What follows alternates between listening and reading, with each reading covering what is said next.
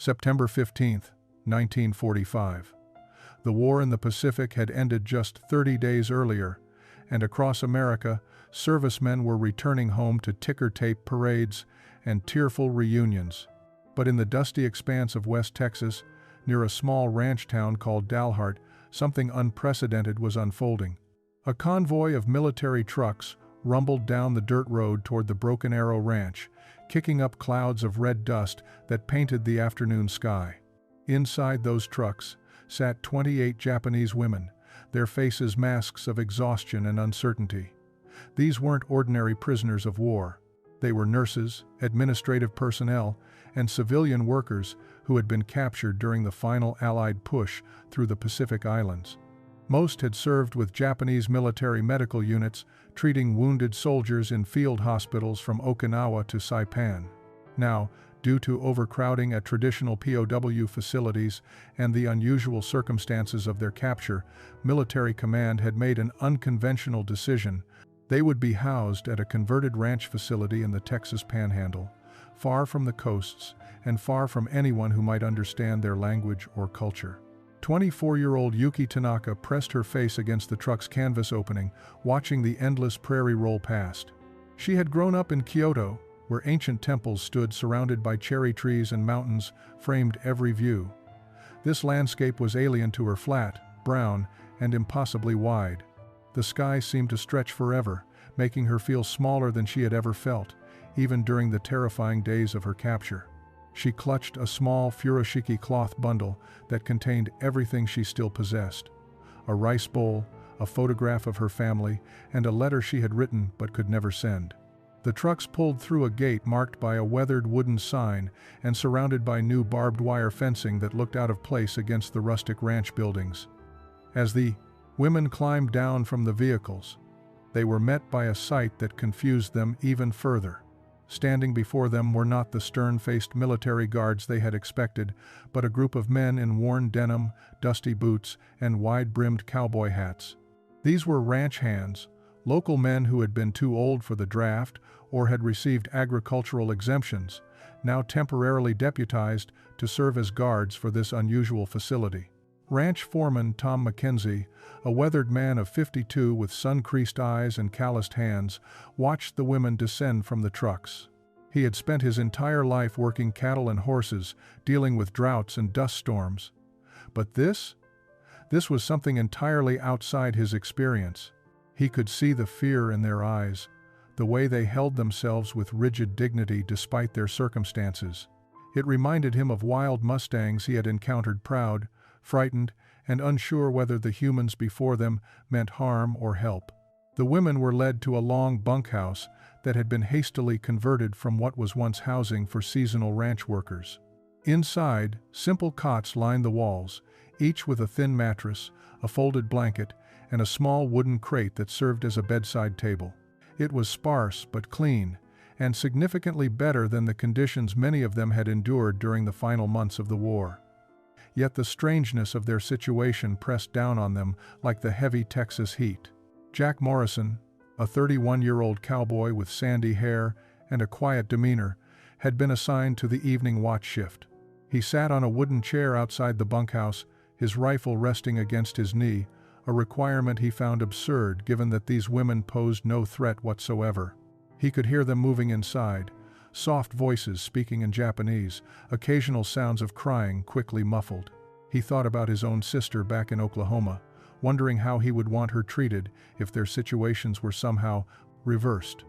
The ranch's main compound consisted of several buildings arranged around a central yard. There was the main house where Tom Mackenzie and the senior guards stayed, a mess hall that would serve as the communal dining area, the barn and stables, and several outbuildings now repurposed for storage and administrative work. The whole facility had been surrounded by barbed wire, guard towers erected at two corners, all of it feeling strangely out of place against the backdrop of open rangeland that stretched for miles in every direction.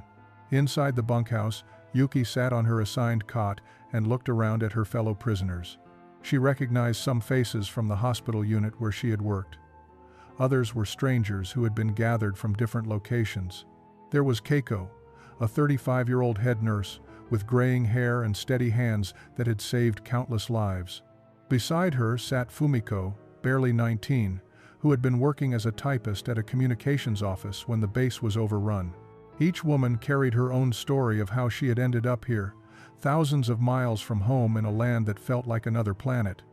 Tom Mackenzie called a meeting with his small crew of guards that evening in the mess hall.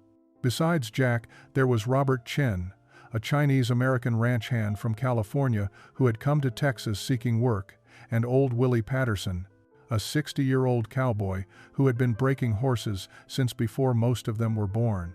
There were 4 others, local men who knew more about cattle drives than prisoner supervision. "I'll be straight with you boys," Tom said, his voice carrying the weight of uncertainty. "Nobody knows quite what to do with this situation. These aren't soldiers. They're not dangerous. Command says, treat them fairly but keep them secure until repatriation arrangements can be made. That could be weeks or months, nobody knows."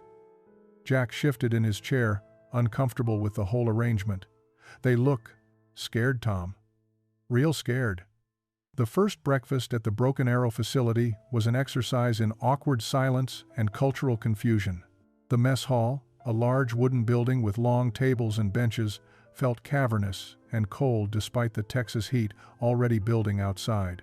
The Japanese women entered in a quiet line, their movements careful and measured, as if any sudden gesture might trigger consequences they couldn't predict.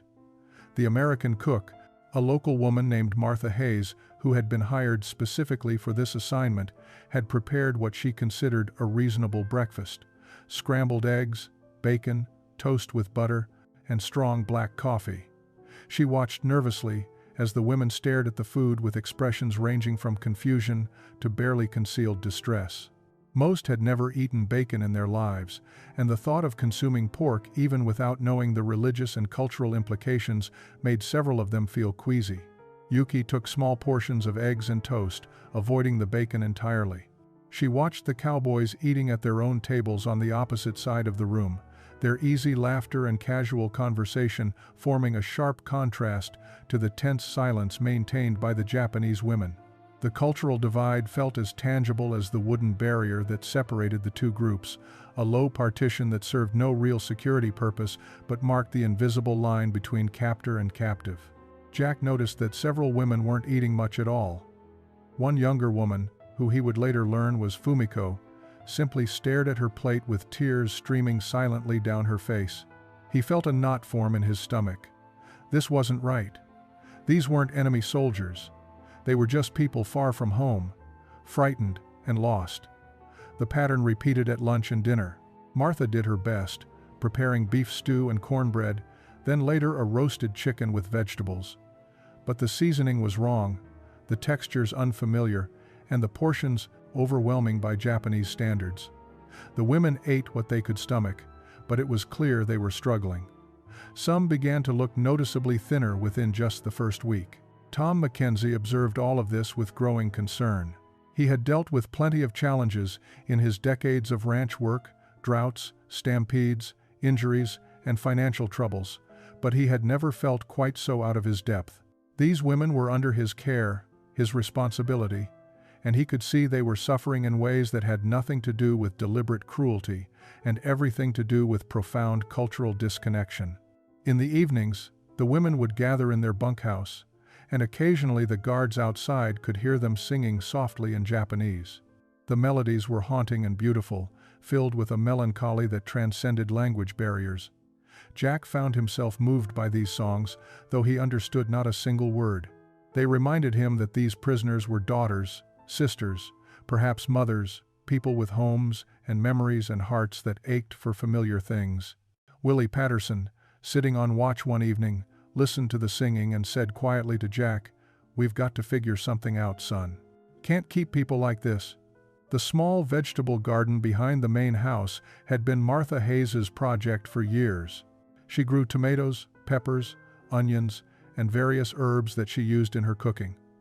It was her pride and joy, a splash of green life in the brown Texas landscape. She hadn't expected it to become a focal point for one of the Japanese prisoners. It was Jack who first noticed Yuki standing near the garden fence during the morning exercise period. The women were allowed outside for 2 hours each day, supervised but permitted to move freely within the compound.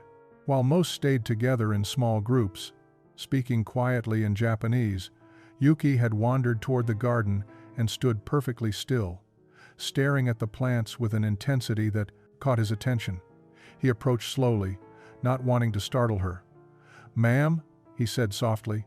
She turned quickly, fear flashing across her face before she composed herself into a neutral expression. Jack noticed she was looking at a particular section of the garden where Martha had planted green onions and some leafy vegetables he couldn't name. Yuki pointed tentatively at the green onions, then at herself, then made a gesture like eating. Her English was limited to a handful of words learned during processing, but the message was clear enough. These plants meant something to her. Jack nodded slowly, understanding dawning. This woman was homesick not just for her country, but for the simple, everyday things that made life feel normal, like familiar food. That evening, Jack found himself thinking about his own mother back in Oklahoma.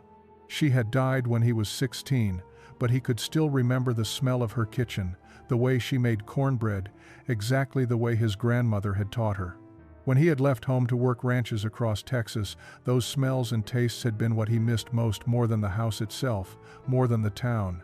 It was the food that carried memory, that made a place feel like home. He remembered the hard years after the drought of '36, when money was scarce and his family had to get creative with meals. His mother had traded recipes with their Mexican neighbors, learning to make tortillas and beans in exchange for teaching them her biscuit recipe. Food had been a bridge between families struggling through the same hardships, regardless of where they had come from. The next morning, Jack did something that surprised even himself. He walked to the garden, carefully picked a handful of green onions, and brought them to Tom Mackenzie. "Boss, I need to talk to you about something," he said, holding the vegetables awkwardly in his calloused hands. "I got an idea. Might sound crazy, but I think it could help with the situation we've got here." Tom looked at the green onions, then at Jack's earnest face, and leaned back in his chair. "I'm listening, Jack. At this point, I'm willing to hear just about anything that might make this arrangement work better." Jack laid out his idea with the careful deliberation of a man who knew it might sound foolish. "These women, they're not eating right. Not because Martha's cooking is bad, but because it's all wrong for them. Everything's unfamiliar. I saw one of them looking at the garden yesterday like it was the first piece of home she'd seen since getting here." He placed the green onions on Tom's desk. "What if we let them cook their own food? Their way, I mean. Whatever they're used to eating back in Japan." Tom rubbed his weathered face, considering. "Jack, I appreciate what you're trying to do, but we've got protocols. Can't just hand over the kitchen to prisoners and hope for the best. Command would have my hide if something went wrong." "I'm not saying unsupervised," Jack pressed. "Martha could work with them. We could get them whatever ingredients they need, within reason. Boss, we're responsible for keeping these women healthy until they can go home. Right now, they're wasting away because they can't stomach American cooking. That's a problem we can actually fix." Willie Patterson, who had been listening from the doorway, spoke up. "Boy's got a point, Tom. I've seen horses refuse feed when they're stressed and in unfamiliar territory. Sometimes you've got to give them something they recognize before they'll settle. People ain't so different." Tom stood and walked to the window, looking out at the compound where several Japanese women sat in the shade, their postures conveying exhaustion and resignation. He thought about his own time in France during the First War, how the hardest moments weren't always the dangerous ones, but the long stretches of being far from everything familiar. He remembered how the smell of his grandmother's cooking in a care package had made him break down and cry in front of his entire unit. "All right," he said finally. "But we do this carefully. Martha supervises everything. We start small, maybe let a couple of them help prepare one meal, see how it goes. And Jack, since this was your idea, you're responsible for making sure nothing goes sideways. That means you talk to Martha, you figure out what they need, and you report any problems directly to me." Jack nodded, relief washing over him. "Yes, sir. I'll handle it." "One more thing," Tom added, his voice firm. "This can't look like we're going soft on prisoners or playing favorites. The men need to understand this is about maintaining order and keeping people healthy, not about making friends. We're still guards, and they're still prisoners, even if we're trying to treat them decent. That line has to stay clear. That afternoon, Jack approached Martha in the kitchen. She was rolling out dough for biscuits, her strong arms moving with practiced efficiency. When he explained the plan, she stopped mid-roll and gave him a long, appraising look. Martha Hayes wiped flour from her hands and stared at Jack as if he had suggested she invite rattlesnakes into her kitchen. "You want me to let Japanese prisoners cook in my kitchen? Jack Morrison, have you lost your mind completely?" Her voice carried across the mess hall, causing several guards having their afternoon coffee to look up with interest. Jack held his ground. "Tom's already approved it, Martha. We're just starting with one meal, supervised. These women are barely eating, and you've seen it yourself. They're getting weaker every day. We need to try something different." Martha's expression softened slightly. She had indeed noticed the untouched food, the way the women picked at their meals with obvious discomfort. As a cook, it wounded her pride, even though she understood the reasons went deeper than her culinary skills. "What exactly are they wanting to make?" "I don't know. The first thing about Japanese cooking." "Neither do I," Jack admitted. "That's why we need someone who can communicate with them, figure out what they need. I was thinking maybe Robert could help translate. His Chinese is different from Japanese, but he might pick up some words, and they can use gestures for the rest." 2 hours later, an unprecedented meeting took place in the mess hall kitchen. Martha stood with her arms crossed, her initial resistance tempered by curiosity. Robert Chen, who had jumped at the chance to help bridge the language gap, stood beside her. And across from them stood 3 Japanese women. Yuki, who had been staring at the garden. Keiko, the senior nurse, whose steady competence was evident even in captivity. And a quiet woman named Sachiko, who had worked in a military mess hall before her capture. The awkwardness was thick enough to cut with a knife. The women stood with their heads slightly bowed, uncertain whether this was some kind of test or trap. Martha gestured toward the kitchen equipment, trying to appear welcoming despite her uncertainty. "Well, don't just stand there. Show me what you need." Yuki glanced at Keiko, who gave her a small nod of encouragement. Slowly, Yuki approached the counter and began pointing at items: a large pot, wooden spoons, bowls. Then came the harder part, explaining ingredients they didn't have. She made gestures of stirring, of mixing paste, tried to mime the process of making miso soup, the comfort food she had grown up with, the taste that meant home and safety and normalcy.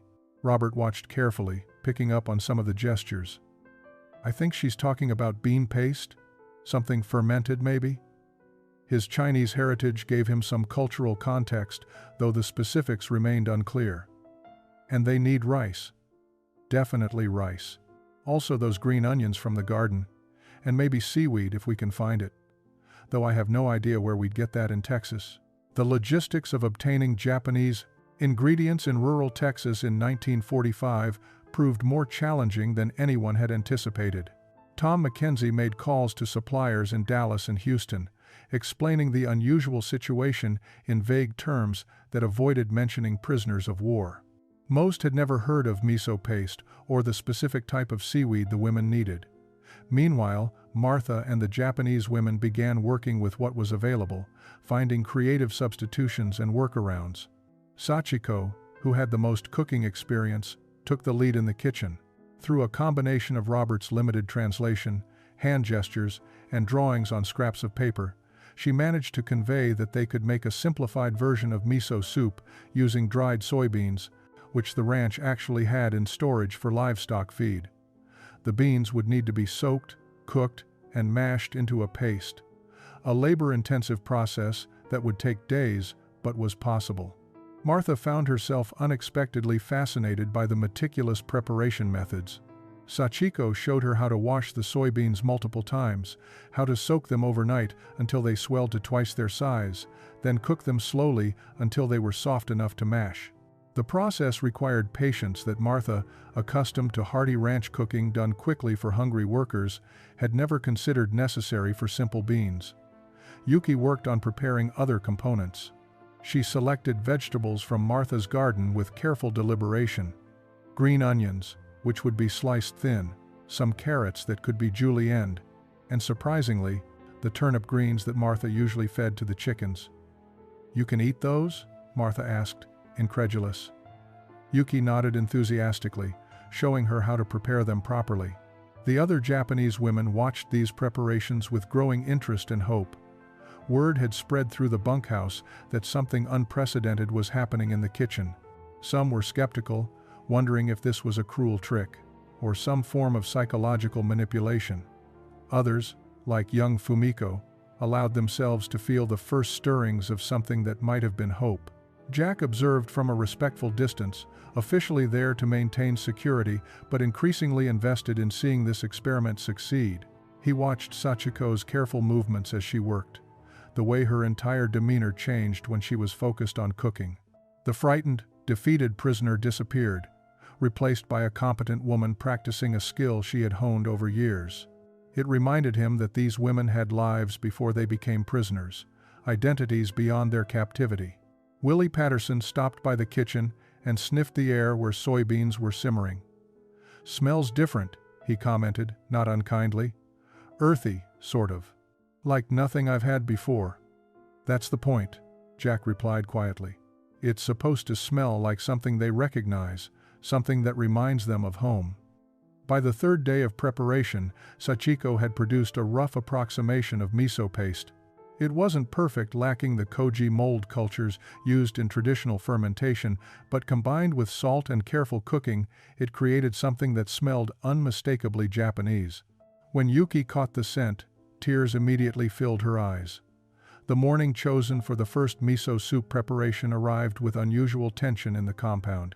The Japanese women woke earlier than usual, many unable to sleep from a mixture of anticipation and anxiety. For them, this meal represented far more than simple sustenance. It was a test of whether their captor's unexpected kindness was genuine or merely temporary whim that could be revoked at any moment. In the kitchen, Sachiko began heating water in the largest pot Martha owned.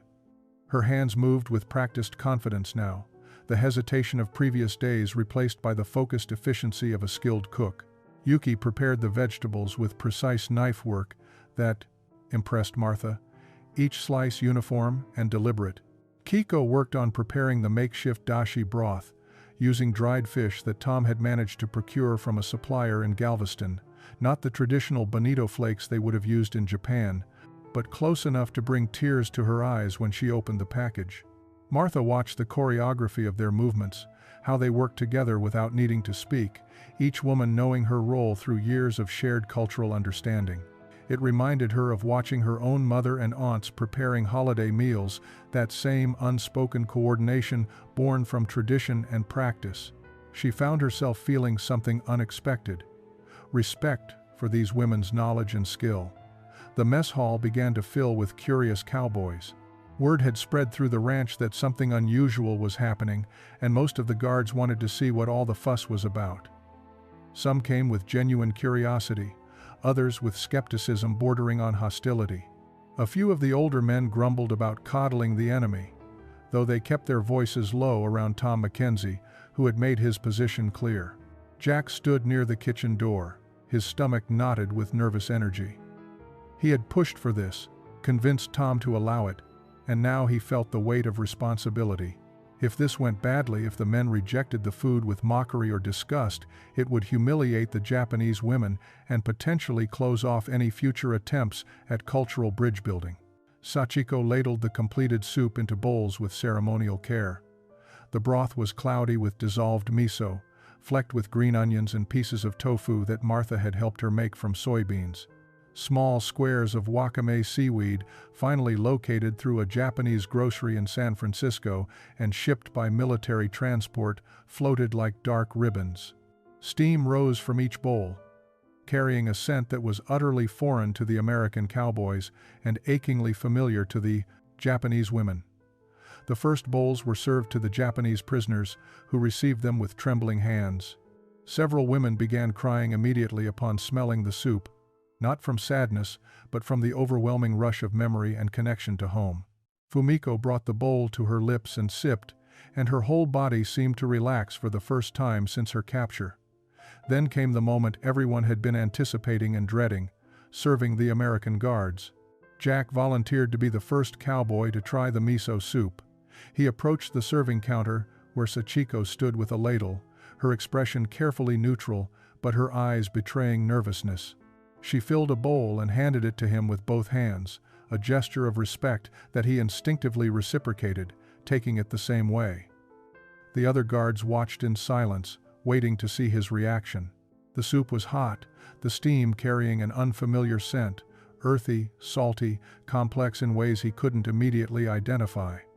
Jack brought the bowl to his lips and took a careful sip. The flavor hit his tongue like nothing he had ever tasted.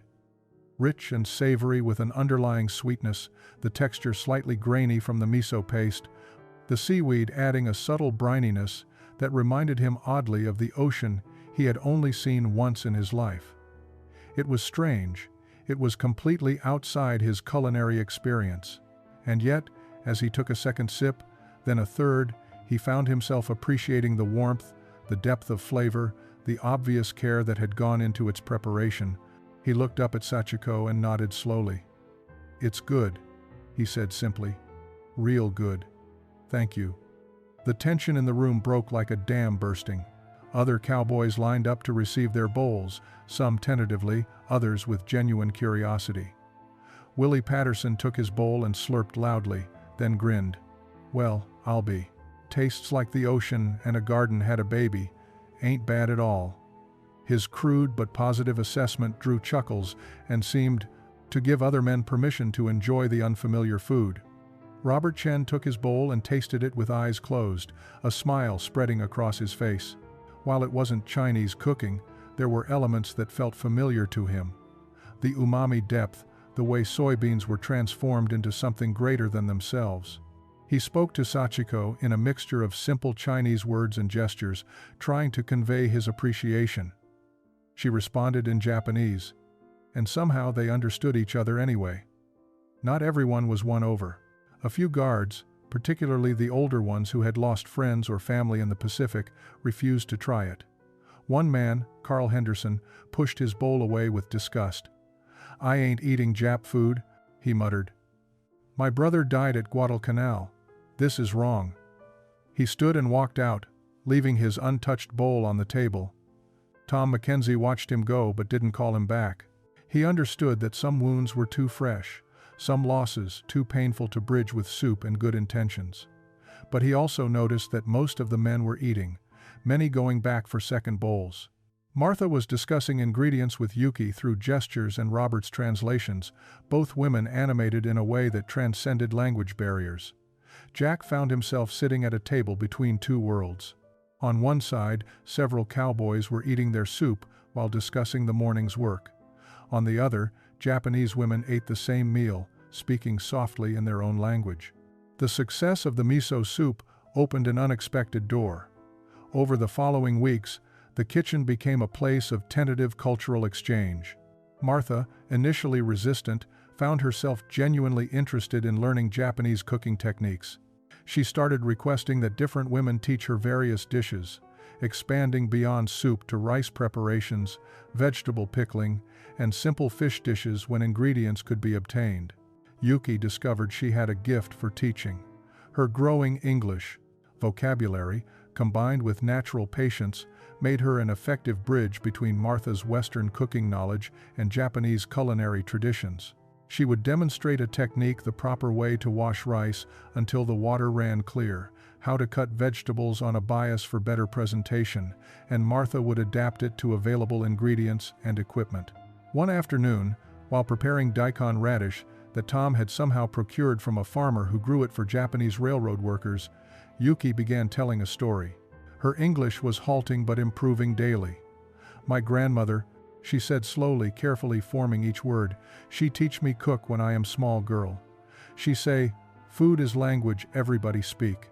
When you cook with heart, people understand, even no words."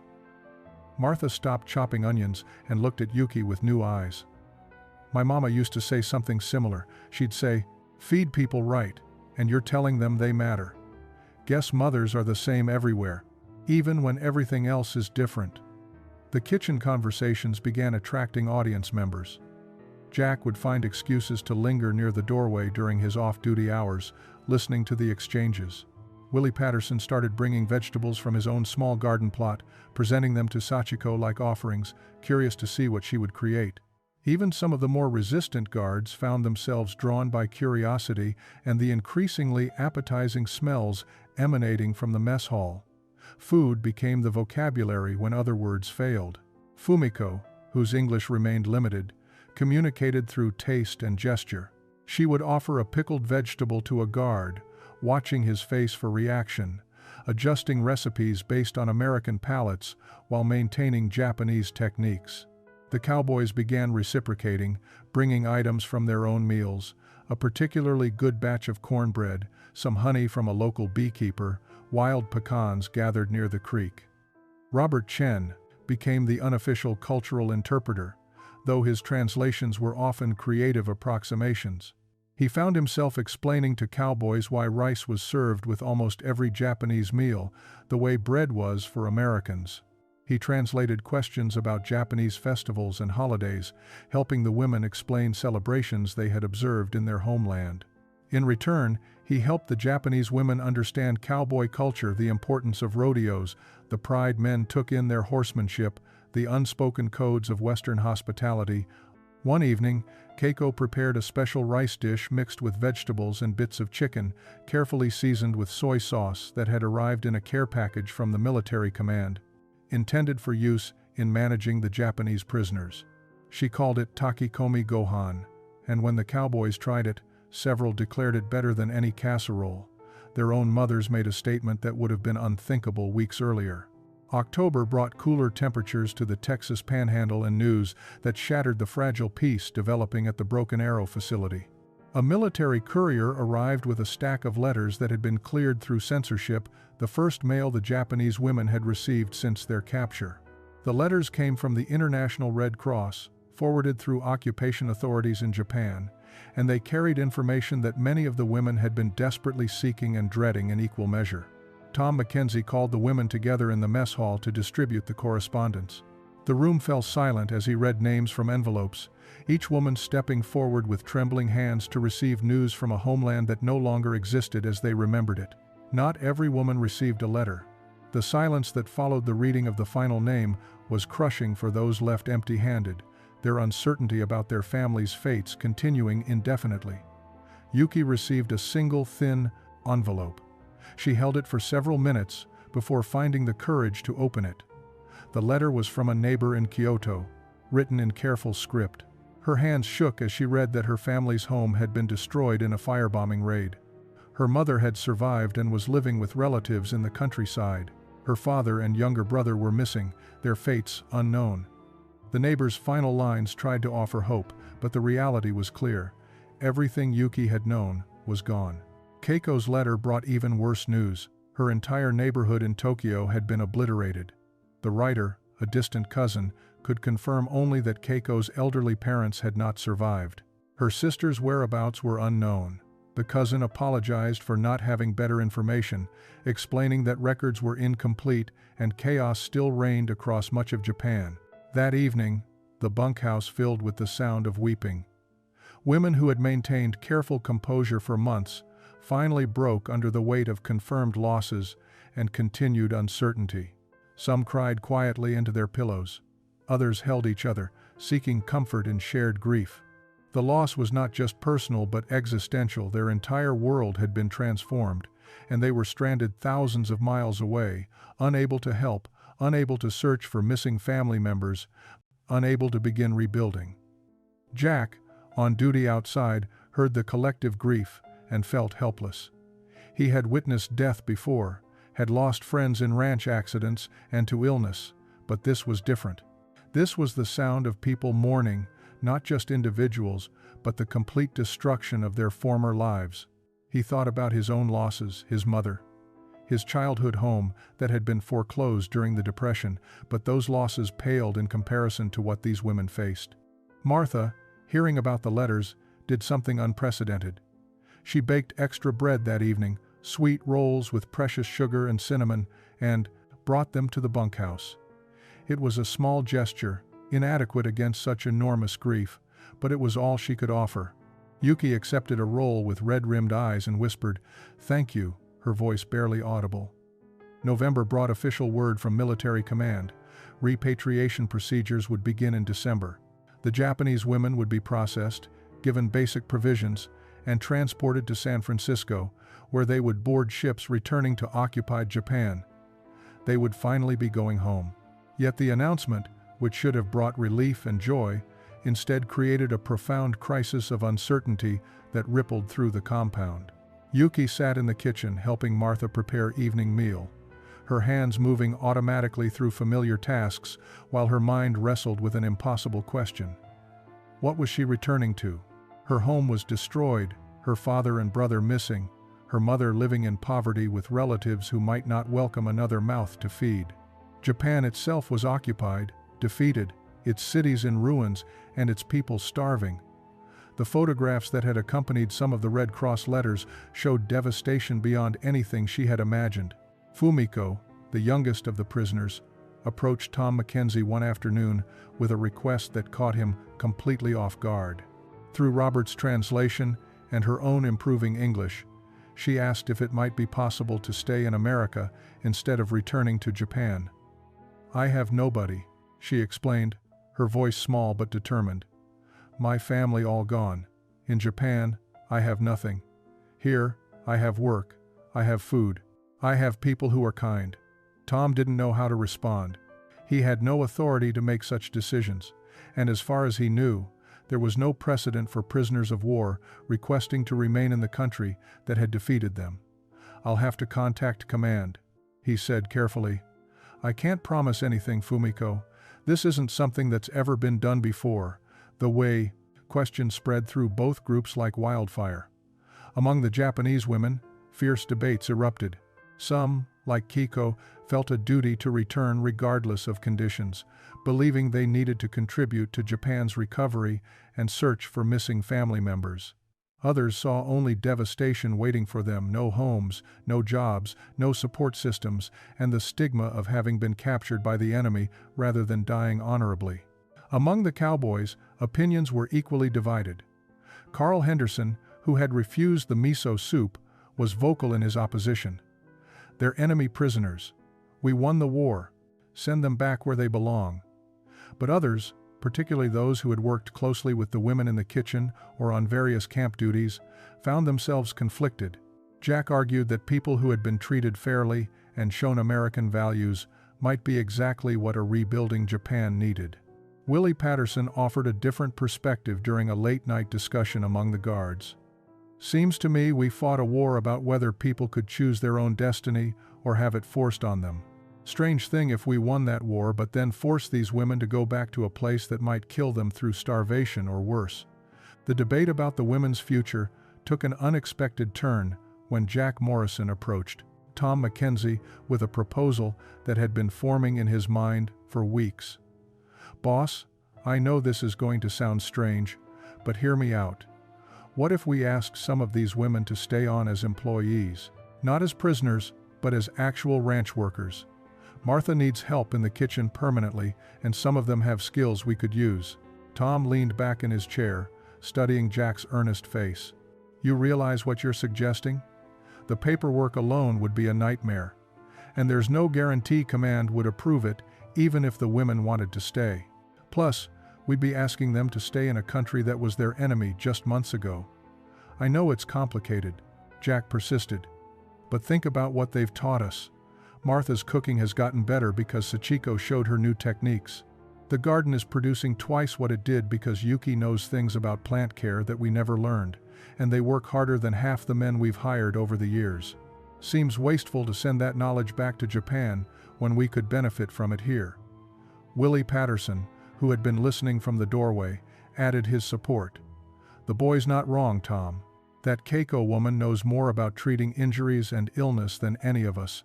Saved my hand from getting infected last month with some poultice she made. Could use someone like that around permanent like." Martha surprised everyone by becoming the most vocal advocate. She had grown genuinely fond of several women, particularly Sachiko, whose calm competence in the kitchen had transformed Martha's own approach to cooking. "I'm not getting any younger," she told Tom bluntly. "Training someone new would take years. Sachiko already knows the kitchen, knows the routines, and honestly cooks circles around me on most things. If she's willing to stay, I'd like her to have that option." Tom contacted military command with the unprecedented request. The response took 3 weeks, during which uncertainty hung over the compound like the winter clouds. Finally, word came back. If individual women chose to remain and could secure employment and sponsorship from American citizens, special immigration status could potentially be granted.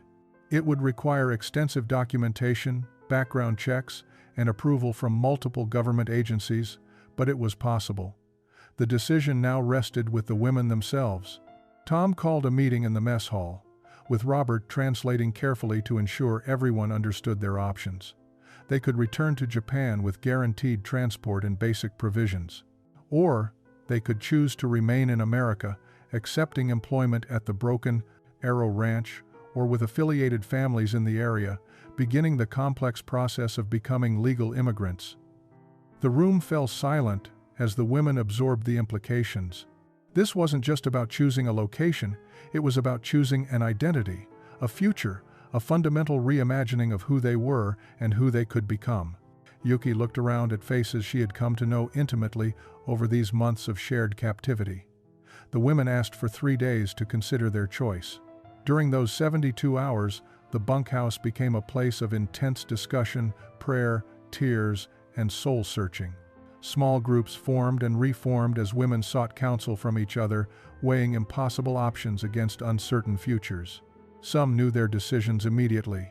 Others agonized over every factor, changing their minds multiple times as new considerations emerged. Keiko announced first that she would return to Japan. Despite the devastation, despite the uncertainty about her sister's fate, she felt a profound obligation to her homeland. "Japan will need nurses desperately," she explained to the others in Japanese, her voice steady with conviction. "I have skills that can save lives. How can I stay here in comfort while my people suffer? It would be a betrayal of everything I was trained to do." 11 other women agreed with her reasoning, choosing repatriation despite the hardships that awaited them. Fumiko chose to stay. At 19, with no surviving family and no home to return to, she saw America as offering possibilities that simply didn't exist for her in occupied Japan. Martha had agreed to sponsor her, offering continued work in the kitchen and a small room in the main house. "I will make a new life," Fumiko said quietly. "My family would want me to live, not just survive." Yuki's decision came last and was the most agonizing. She spent an entire night sitting outside under the vast Texas sky, so different from the cherry blossom-framed views of her Kyoto childhood. She thought about her mother, struggling in the countryside. She thought about her missing father and brother. She thought about the woman she had been when she arrived, proud, rigid, certain of her place in the world, and the woman she had become through cooking, teaching, and unexpected friendships. At dawn, she found Jack sitting on the porch of the guardhouse, drinking coffee and watching the sunrise paint the prairie in shades of gold and orange. "I am staying," she told him in careful English.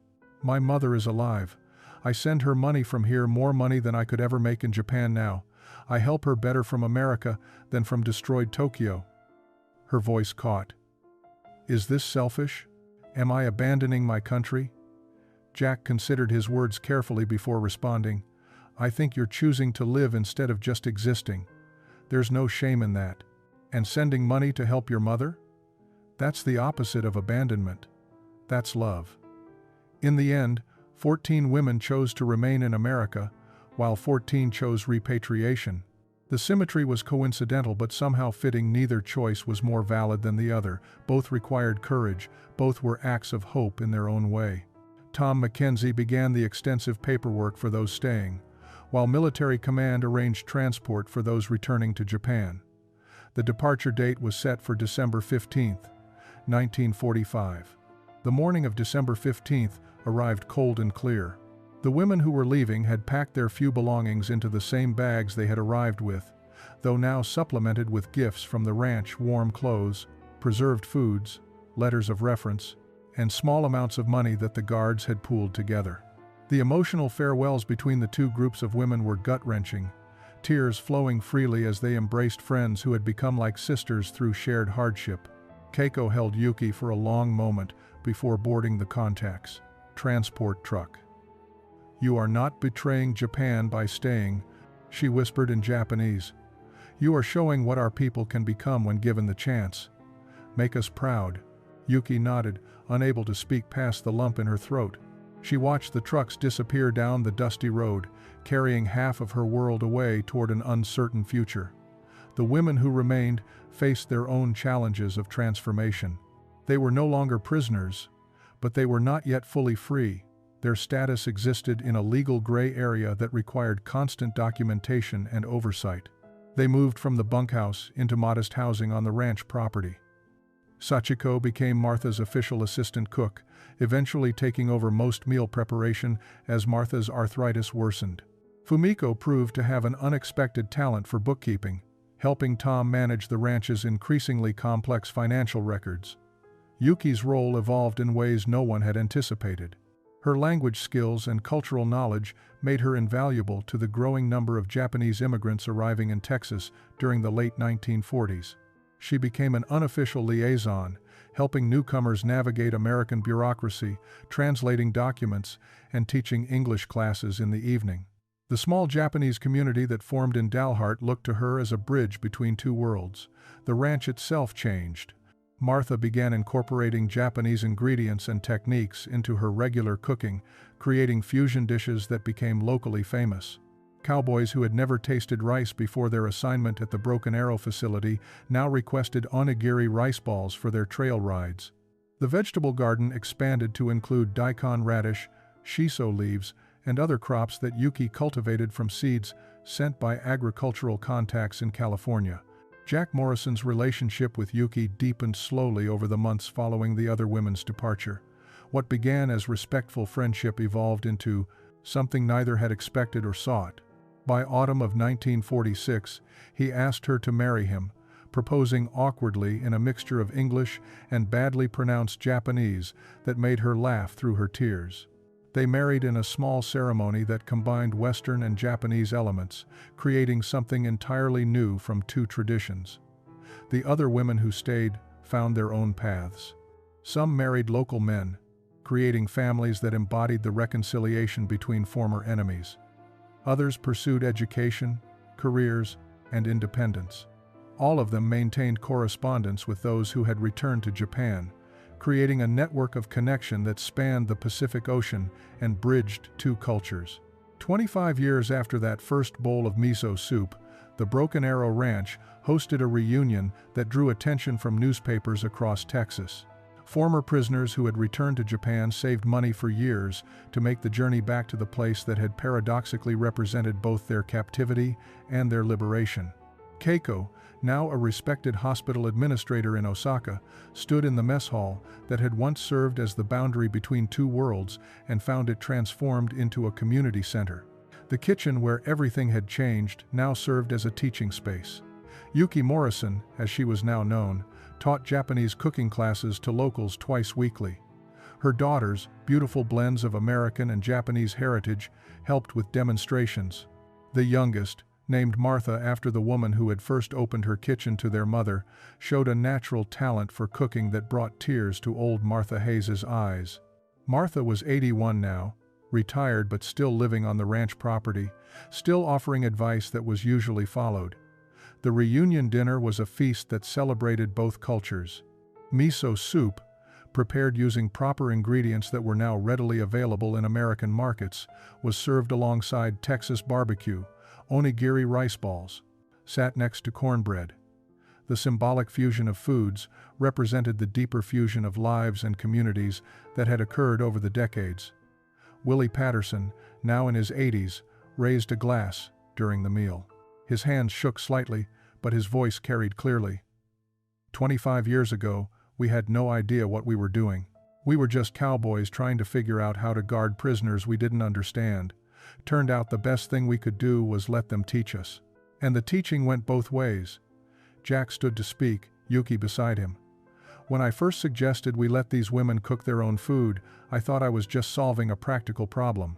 People weren't eating, so we needed to try something different.